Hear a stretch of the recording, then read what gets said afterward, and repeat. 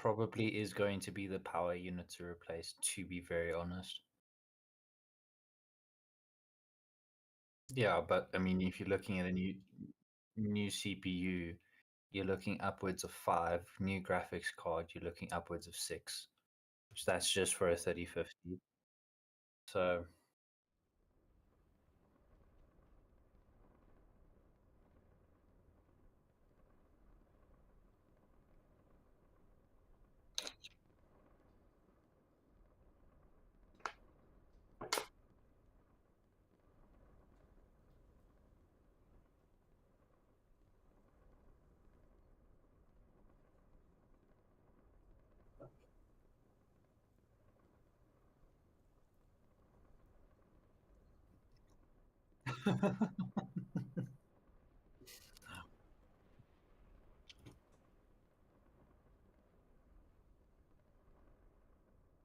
let's go. Welcome everybody. I know I've already done our welcome ramble, but yeah, if you guys enjoy our stuff, like, share, comments, etc. We are just going to ask for it's about as soon as Easy hits the ready button, and we are going to be grinding out Uber Tonk. We're going to do realistic. Realistic. That's okay. We'll be fine. I'll just set up all your kills. It's cool. But yeah, realistic 4.0, 3.7 is where we are going to be sitting pretty. I'm going to be taking out, at least for now, we probably are going to change this up a bit, but I'm taking out the Shafafi, the Contraro, the 109 F4, the Turan 3, the M41 spaghetti noodle launcher, and the BF110 that the Italians zopped. By the way, I know I said Shafafi. I am very aware it is Chaffee. Everybody calm down. It's a running joke with my friends and myself. It's called the Shafafi because often these things don't last very long, and when you do kill them, they kind of wobble a little bit like an unstable college student. So, yeah, we call it the Shafafi. Oh dear. You okay? Sorry, I was just getting quite a bit of feedback from you, so I thought it sounded like your PC crashed again. So I just no, stop. Why are you doing this? You know, they changed all of the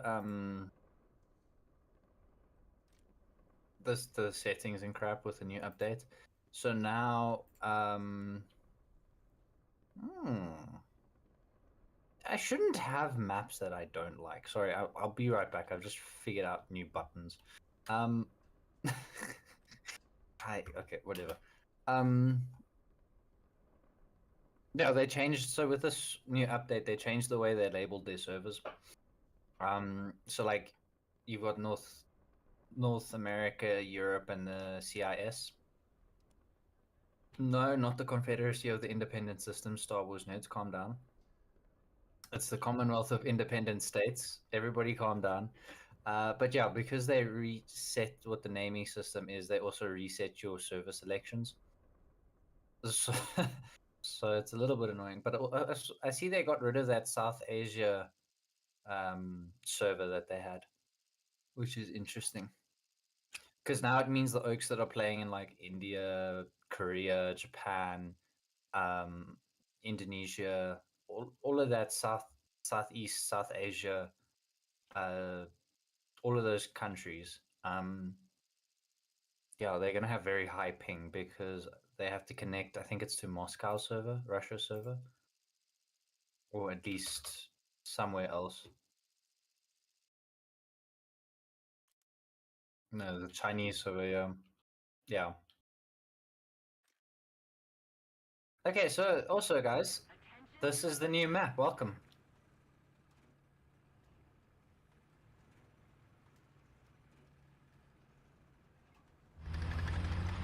I did there. Nice. It would explain why we have. Yeah. I wish that. Whoa. Who's launching crap? Oh, was that from the other team? Oh, wonderful. Do you know what that is? They've got, you know, those motorized rocket artillery things. They've got those on the enemy team. Sorry, I'm just gonna open volume mixer here.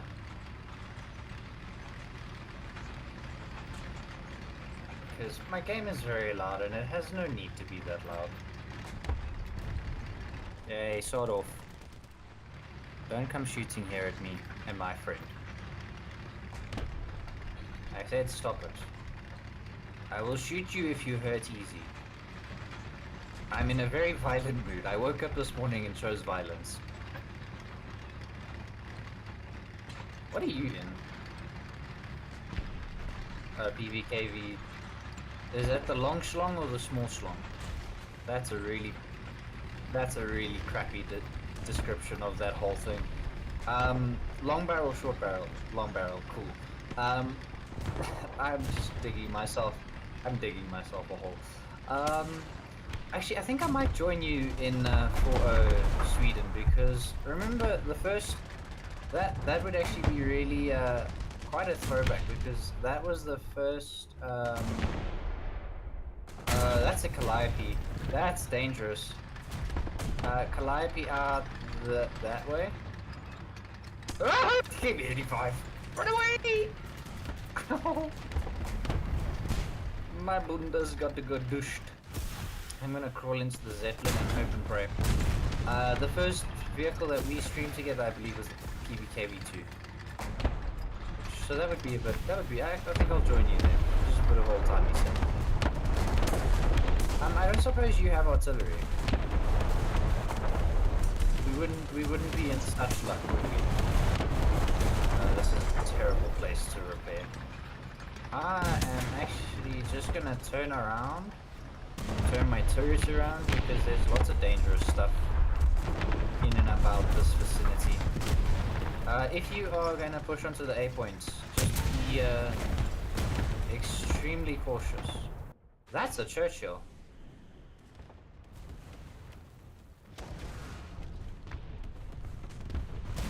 Guys, where do we go through a Churchill again? Ow, that's my barrel, jackass.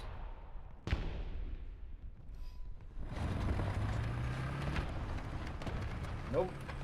Well, at least I can't pin it. It was a Churchill, Stefan.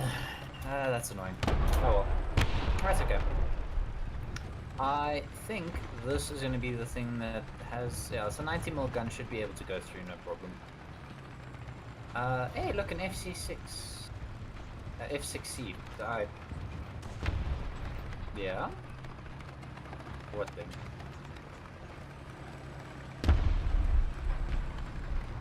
The 2C bus. I have no idea, dude. Someone is at least playing somewhat historical because the 2C bus would have been at a battle in Flanders. Ish. Fun fact about that. Actually, okay, here we go. We're gonna geek out. So I apologize to my audience and to Easies, but this is a little fun fact. So the 2C series tank, right? So this information comes from a series on Netflix specifically called the History of Tanks, I think it is, or the World of Tanks, World of Armored Warfare, something to that effect. But basically, it was the Age of Armor, or Age of Tanks. That's what it's called, Age of Tanks. And it's basically a tank documentary that goes from not pre-World War, I suppose pre-World War II. So World War One through to the interwar periods, all right on through to the late war periods and modern era. And this is where this information comes from. But so the 2C series tank was actually the second. No, it was the first prototype. Sorry, second or first prototype. That's a KV1, and I missed. I'm just gonna back up quick. So anyway, long story short, the French kind of saw what the Brits did, and they were like, "Hey, we want some of that, as you do," they kind of were like, "Well, the Brits are clearly developing a special weapon, so we don't want to be left behind and look bad. let us make our own. And so the 2C program was kind of brought into fruition. And these tanks proved to be immensely terrible because they were based on a previous tank sort of not prototype design, but okay, look, I'll take it. I got thrown so hard off by this man's ricochet, but sure. No, not ricochet, recoil. But anyway, the 2C came after one of Renault's other tanks, which basically looked a bit like a frog or a toad. So the 2C was a very, very, very late war period tank. Sort of almost interwar period, if you will. And it came after I think it was the Renault S35, which kind of looked a bit like the British tanks, except it was a bit more boxy. So if any of you have seen Star Wars, if you think about like the typical Star Wars early like crawler walkers from like the Old Republic era, it looks something similar to that. And it was atrocious because the nose would get stuck a lot in the ground, and it didn't have enough length to cross over trenches, so it was practically useless. And then the French also developed the, I believe it was the S35, the small Renault one, or the R35, something to that effect. I forget the exact numbers now, because I really honestly have never bothered to learn them. But this was a pretty crappy match, I'm not gonna lie, Chief. And that's the Churchill that killed me earlier. He's still alive, in case anybody was curious. No, the planes are back. Go away, please. I did not ask to play with you, please. I'm just but a little SPG. Go away, please. Anyway, coming back to my... I have no breach, and yep, there we go. That was fun. Anyway, coming back to the topic.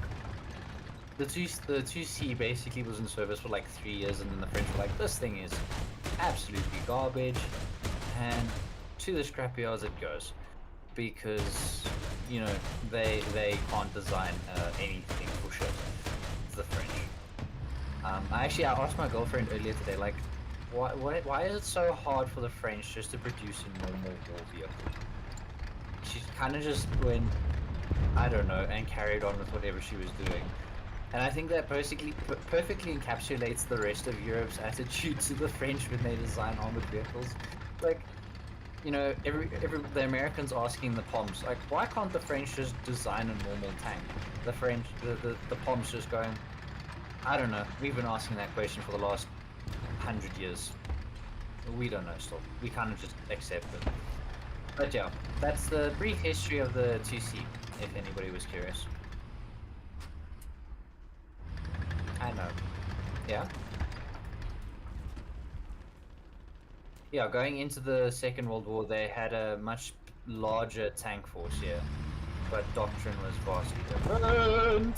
Help me, easy! Sorry.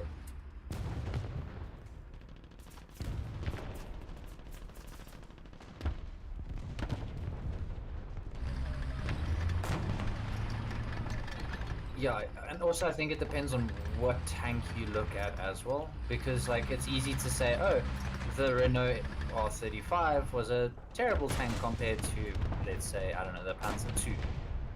But like, I mean, you take the sorry, I know I'm cutting in here, but like you take the this and you compare it to like the Panzer IV. I don't know, fair comparison there in my opinion. But yeah, sorry, continue.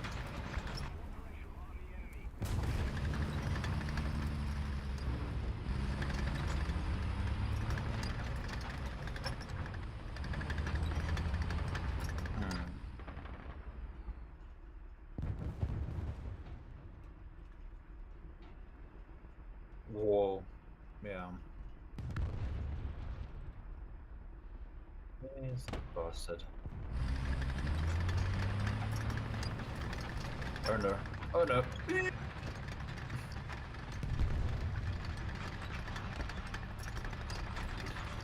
Tank. Yeah. Kim and Renault. Yeah. And it paid the price. They really did.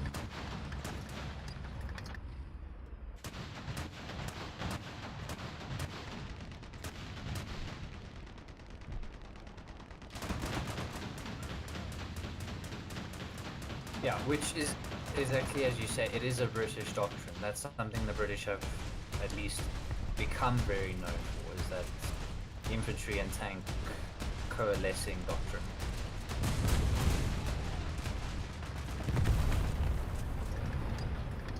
Which thing? Oh, ouch. Yes, it is. Heads up.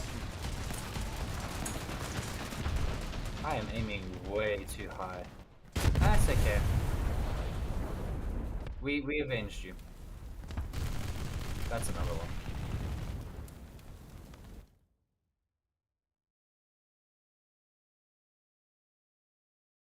Yeah, like 1917 was when it started development, and then kind of carried through to 1918, 1919 was when it finished, if I'm not mistaken. I'll tell you now.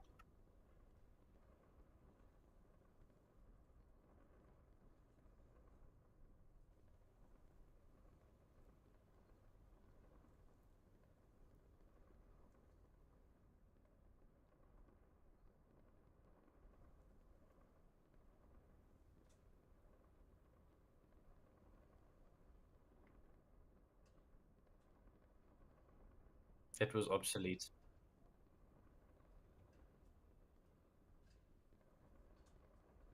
Where's this little? Oh goodness!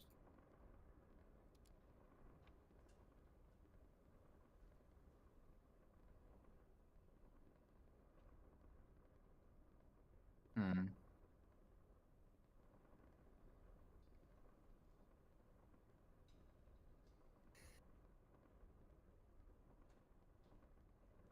Hmm.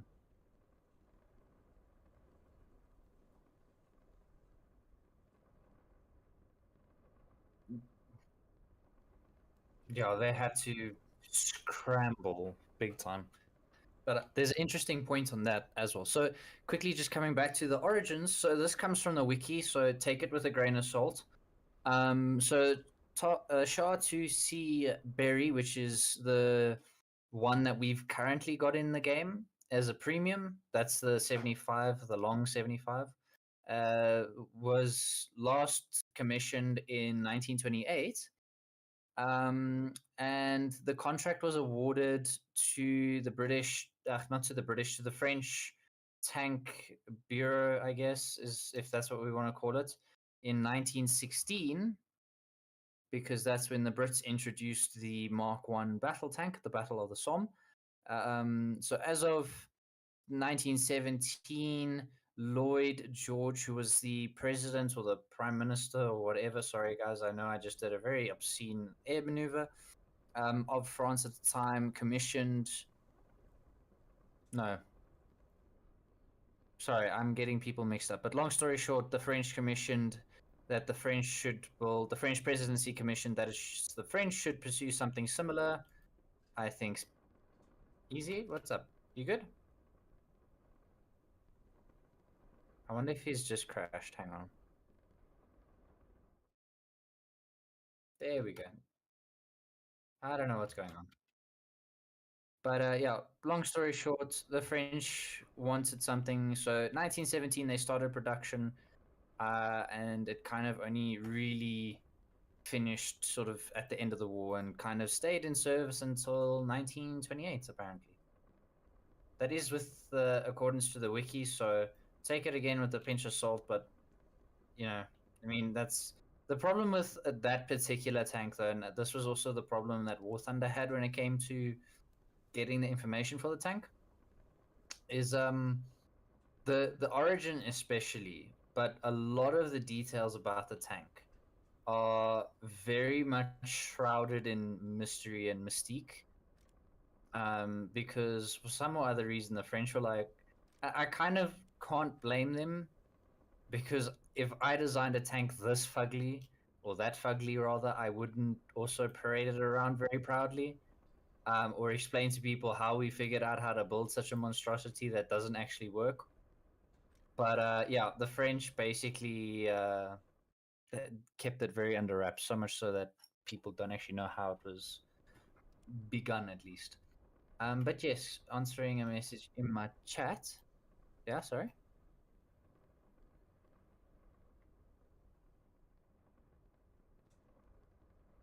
You good? Cool, cool. Sorry, I've just turned you down quite a lot because there's a substantial amount of feedback or static. I don't quite know what's going on. You know what? No, that's cool. That's all right. When does this start? When does this start? Tomorrow. Okay. So we're just chilling. Blah, blah, blah. Mark of distinction 2. Yeah, I'm then 1 o'clock our time.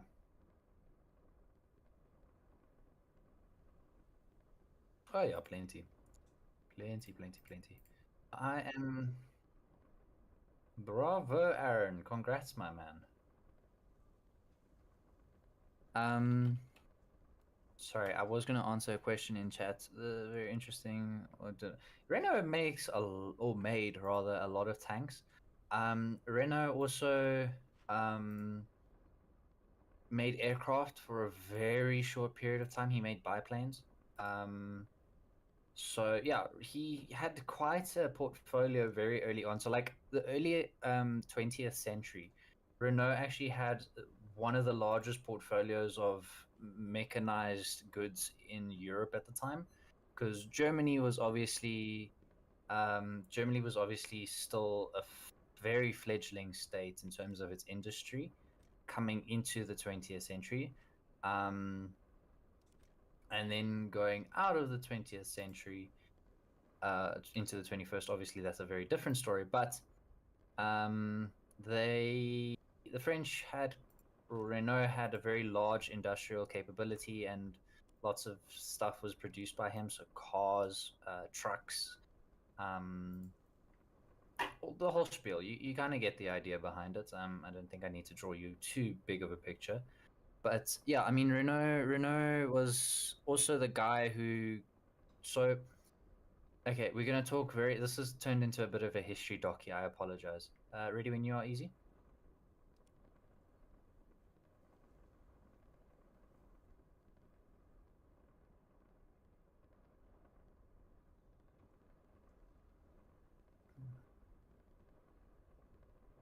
Mm. Which was highly successful.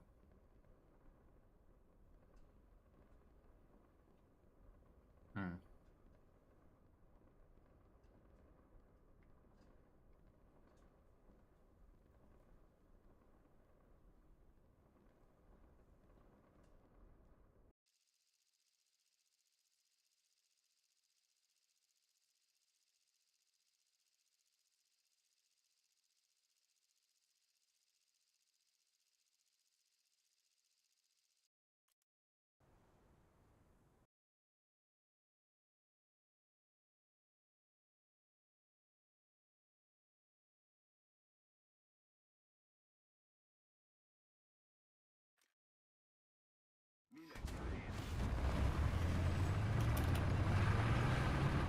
Yes, I do think he means the Sudetenland and the Rhineland. I think he's getting a little bit confused, but you know what? It's okay. I get what he's trying to say, and I think you guys do too. Yeah. But yeah, so if we quickly go back to history of tanks, right? So obviously, let's do this. Let's paint a picture. Okay, 16, 17. Let's go actually even further back, 1914. And we have a war that's just broken out. We've got a lot of cavalry things. Congrats CB90 on your CB90. I'm very chuffed for you, my friend. Well done, well done. So yeah, we've got a lot of cavalry battles happening. We've got a lot of large infantry battles happening, because despite what people believe and think and are led to believe, um, the uh, opening stages of the First World War were actually highly mobile. There was a lot of mobile conflict happening, and what ended up creating the very stereotypical image of World War One that we all know and love, quote unquote. I use love in a very cynical way, but what creates that image is after 1914, where we have the German Reich, the Reich's army basically coming into contact with the static French defenses along the French border. So for those who are not very well versed, Verdun was basically a fortress town. And you have a lot of these star fortresses that actually predate the First World War. They go back to the Napoleonic Wars, and the French have just upgraded them over the years. So you have a lot of these fortresses that have withstood the test of time, have been well maintained, have been well garrisoned, etc. And then obviously, you know, we've got the digging in because we can't assault this fortress, so let's just plop down a couple of trenches, and then that became if we want to be really memey, it became, as Hussar said, the meta on the Western Front, because it was broken as all hell. But obviously you have that, and if we bring back up to what we were talking about, which is tanks, obviously the Brits were like, well, no, bugger this, we're not doing this for another 6 years. Let's figure out how we can do it. So they commission water or Bath's heavy steel works. Oh, that's a Brumba. Hi. Oh, you didn't see me. Oh, you have made a mistake, little friend. Unless you turned up, you bastard. Okay, so he did see me. He was a little bit smarter than I gave him credit for. Probably also shouldn't have pushed him. Mistake on my end. But yeah, so Bath's Heavy Works basically gets told, okay, you need to create this, and they outsource it to somebody else. I forget who they are off the top of my head, but long story short, you get the Little Willie, who was a complete flop. Terrible tank, but the people they outsourced it to, when the government came and the army came to inspect the Mark 1, the Little Willie, they had a wooden prop up, or mock up rather, and that then became the actual Mark 1 that was then used in active duty, etc, etc. We all know the spiel, but yeah, I'm not going to go too deep into it. I'd rather do a whole ass video on this actually, but anyway, long story short, that happened. Then the French were like, hey, that's cool, we want to do the same thing. Then they're like, well, shit, now what? We don't actually have anybody in theory who can make this, and Renault, who at this period of time, like I said earlier, has established quite I suppose monopoly is the word. He establishes quite a monopoly of is that alive in there? Yes, it is. That was a very Bane sentence. Is it an alive thing over here? Easy. Oh, you did. Never mind. Hey, wait, hang on. Maybe, no, maybe, yes, maybe, maybe. Nope, balls. It's okay. I have a big autoloader. That's an issue 122. No, it's okay. You can keep that. Adios, amigo. Yeah, nope, they didn't let me get out. What are you playing? We got up to it. Bastards. Anyway, so they go to Renault, and they're like, hey, mon ami, can you help me? And Renault's like, sure, but it's going to cost you. Anyway, man converts a whole bunch of car and truck factories using truck engines and car engines, which, bear in mind at this time, are pretty shitty, to make tanks. He uses predominantly steel to make these tanks, and they prove to be relatively effective. I use that word lightly because the only tank that is actually effective is the Renault R33 or R32 or R35, whatever the frick it's called. You guys will know what I mean. The first Renault tank. And this really is the only tank that's actually effective, especially on the east-western front. I get confused with directions as well. So this tank becomes relatively, and not relatively, it becomes quite effective. Can't go here apparently. Becomes quite effective on the western front, And then the French are like, no, but we need something bigger. We need something... Wow, okay, that man's fuselage got rapidly disassembled. You are an enemy. You are dead. Anyway, so... Come on, Gaijin. Let me drive. Easy, Gaijin's being a bully again. I didn't hear him. I don't know. Anyway, so yeah, so the French are like, no, we need a bigger tank. So Renault goes, okay, cool. I make you a bigger tank. So then he makes his second tank, which I believe was called the S something or another, S3 or S1. And that tank proved to be an absolute flop. Because it was basically based off of the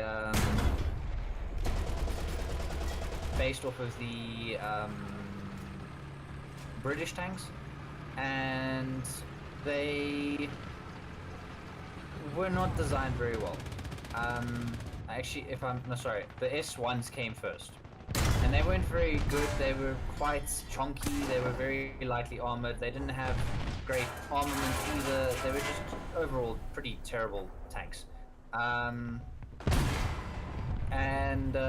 So anyway, Renault goes back and he designs the FT1 or the R35, whichever you wish to call it. Shame, man. And he then goes and makes this tank, and the French are like, this tank is great. So R35 then becomes the mainstay of the French armed forces going into the interwar period. And the French army doesn't really do a whole lot going into the interwar period. They generally just stick to their guns, quote unquote, if I can say that without being too punny. But they really do. They don't change... Oh shit, I'm out of ammunition. They don't change much of their doctrine. They don't change much of their tank design at all, in fact. They predominantly stay on the same path and gunnery systems, etc. They stick to their guns. Long story short, they stick to their guns, and they then make the B1 series tanks, and then they make a whole bunch of other vehicles, including the AMD series, the AMR series, and the R35s basically remain in service throughout the interwar period and even in the early stages of the Second World War, purely because the French just didn't decide to upgrade them. So I think that was probably one of their oldest tanks, which I suppose is also a big mistake on their end, is having such an old tank in a very rapidly advancing technological era. But anyway, so that happens, and the French, like Easy was saying earlier, the French find themselves immensely out of their depth because the Germans... there's a thing over here. That's a PT-76. I'm just gonna call artillery right in front of me, and I'm gonna hope that 8 rounds is enough to kill this guy. And I'm just gonna pull up over here. I don't know if we'll play 9-3. We'll have to see. This is kind of just seeing how things go. Thank you for killing that guy, whoever that was. Ah, he has a friend, and that friend's a Panther. I'm not hanging around. I kind of have to hang around. Give me your snoots. I didn't take your snoot, guys. There's a problem here. This server seems very buggy today. I don't know if anybody else is experiencing stuff like that. But anyway, coming back to the topic. So yeah, the French find themselves immensely out of their depth in many ways. And Izzy was saying earlier, like, they didn't have radios in most... I think they had radios in like a third of their tanks, and those tanks were not... Those were very, very select tanks because those were commander tanks. Yeah, I'll let you know if we play 9-3, but I don't know if we will. So those are like commander tanks and stuff, and even then the radios were not particularly good. So communication between regimental HQ and HQ was terrible, and lots of issues with the radios. Their doctrine was also really bad because they took the British doctrine, and true to form, they made it very French in a bad way. because they basically were like, cool, this is what we're going to do. We're going to take all of our tanks and we're going to consolidate them into our infantry, and that is where they'll live and stay, and they're not allowed to move without the infantry. So that obviously breeds problems, as one can probably deduce through logic, and that's how the French ended up losing losing the Battle of France, is because they got outgunned in the later stages because their tanks were too far dispersed on the Maginot. Oh, Easy's having an aneurysm there. You good? You good, bro? No? Do you want to restart your PC maybe?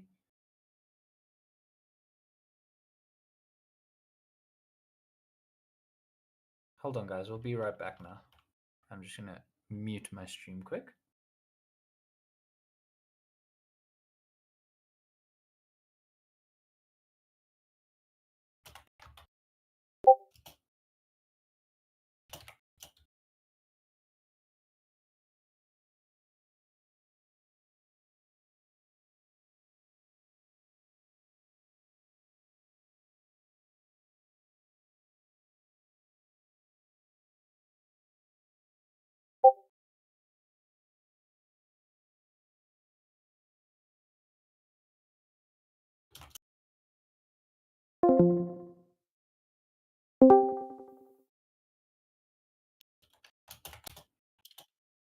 There we go. There we go. He's back. I think, maybe? I don't know. Can't you see stream chat on OBS?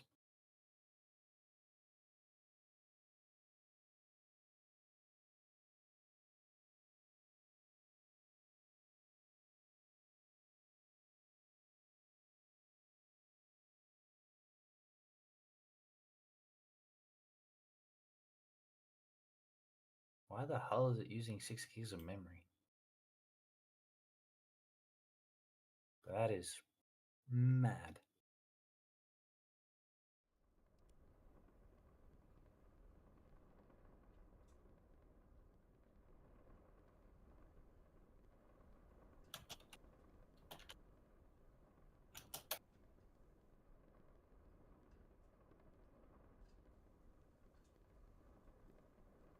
I'm in Hangar as well.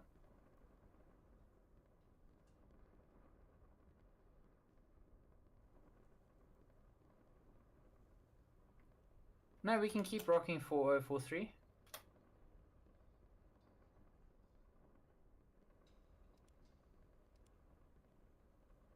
If you're cool with that.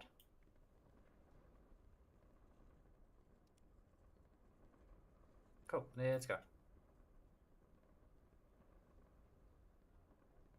Like I said, still CD, scratch CD. That's what you're sounding like at the moment. Sounds a little bit more stable. Nope, and you're gone. Oh, lovely. This. So French get outgunned. The B1 series tank proves to be the only tank that's actually somewhat capable of dealing with the Germans, and they actually score quite a number of kills. And initially the Germans are very confused as to how to deal with this. And eventually they figure out that if you get to the sides of the B1, you can shoot through the ventilation. And yeah, basically that's how they got through it. The R35s and the S35s, or R35s and S35s, also were hopelessly outclassed and outgunned. So that's, long story short, a large part of the reason why France lost the Battle of France. There's obviously other issues involved, but like I said, I'd rather go into the finer details of things like that on a different video, because it is quite interesting. But tank doctrine plays a large part of the reason why tanks are built certain ways. So, like, if we look at, for example, Sweden's tank doctrine is the tanks are basically meant to be ambushes, and they're also meant to stall the enemy. They're not meant to necessarily fight the enemy head on, but just create a headache. So if you look at a lot of the sort of early Swedish self-designed tanks, they were created basically to be ambushes. So like the SDRV, the Stridsvagn 103, and the other prototypes like the STRV 74 and similar vehicles, they were all created to be ambushes. And they were pretty good at that. But if you took them and you placed them out of their comfort zones,